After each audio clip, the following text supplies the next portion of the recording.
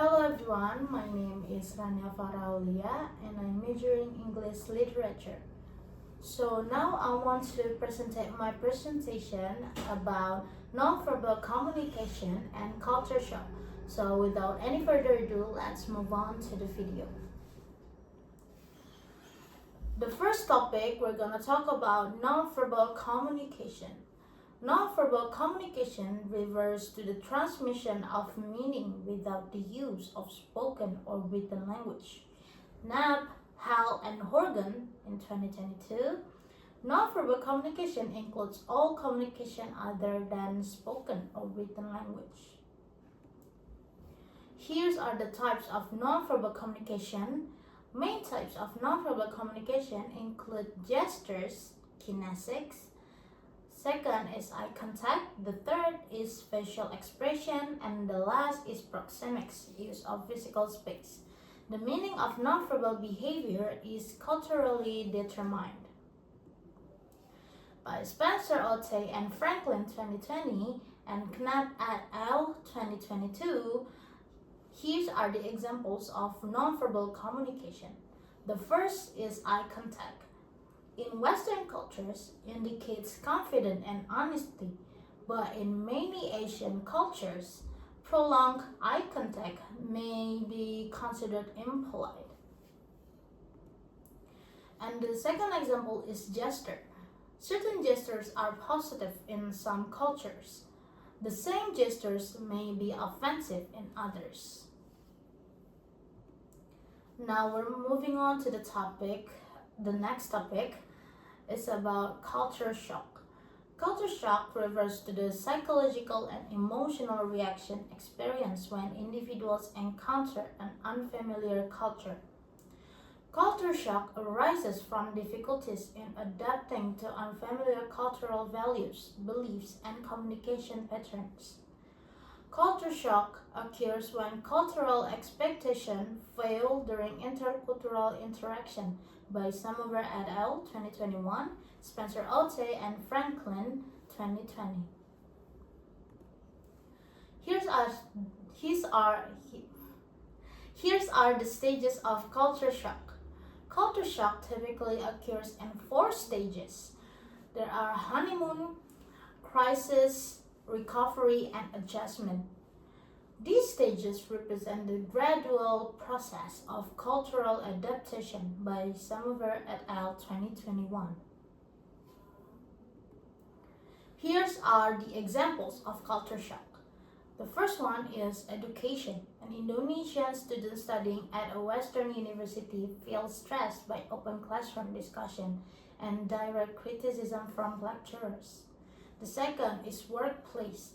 An Indonesian employee working in a European company experienced discomfort due to highly direct and individual-oriented communication by Hofstede and Minkoff 2020.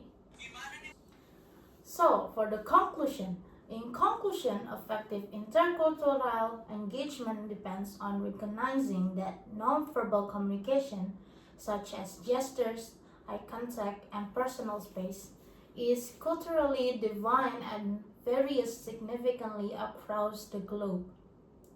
When these nonverbal cues and cultural expectations are misunderstood, it often leads to culture shock, a psychological and emotional response to an unfamiliar environment.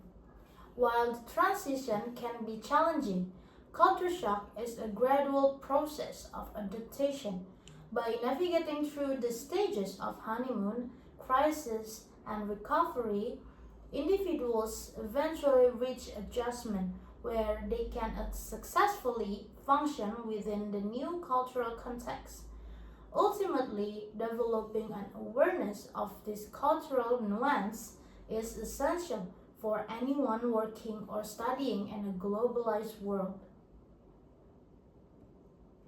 So here's are the bibliography that I use in my presentation. Now we're moving on to the case study. For case study 1 is the stereotype of Chinese Indonesians. Type of stereotype. This case presents a general cultural assumption that function as a model minority stereotype, while often viewed as a positive stereotype because it associates a group with intelligence and success. It remains a generalization that fails to account for individual differences. The negative impacts on Chen Chen. The first one is emotional. She likely feels a sense of inadequacy or imposter syndrome because she does not meet the expectation placed on her. The second is social or cultural.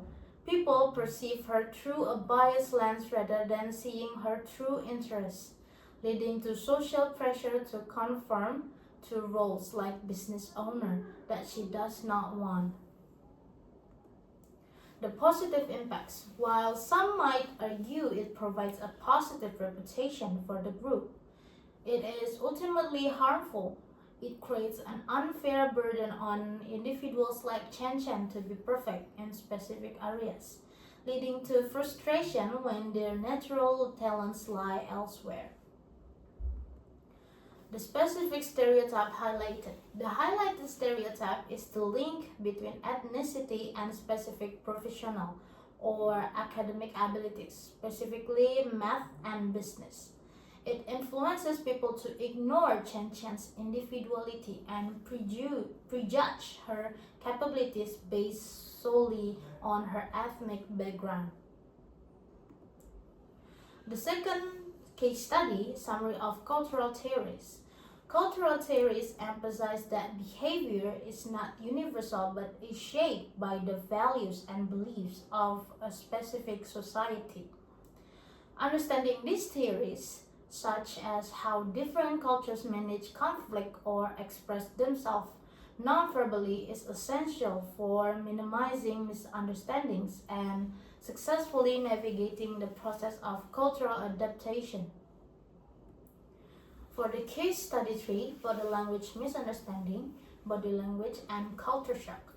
This situation shows that body language can trigger culture shock because it disrupts an individual's cultural expectations. Amran feels confused because his internal map for a gesture, the open palm meaning stop, is failing him in a new environment, leading to the crisis stage of culture shock where he feels uncomfortable and unsure. Influencing cultural factors. The primary factor is the cultural determination of nonverbal behavior. Influencing cultural factors, the primary factor is the cultural determination of nonverbal behavior. In Indonesia, the raised hand is a functional sign for stop or wait. In the US, the same physical movement is a high-frequency social signal for hello. The meaning resides in the culture, not the gesture itself. Negative effects on interaction. Amran may experience social hesitation and anxiety. He might begin to withdraw from social situations to avoid appearing rude, which can lead to isolation and a slower recovery phase in his cultural adaptation. Problem-solving strategies. The first one, asking for clarification. Amran can politely ask his friend what the gesture means in that context. The second is observing local cues. By watching how others interact, he can learn the common vocabulary of American gestures. The last is practicing cultural awareness. Recognizing that his discomfort stems from a cultural difference, not a personal failing, will help him manage the stress of adaptation. Maybe that's all for my presentation today, and thank you so much for watching. See you next time.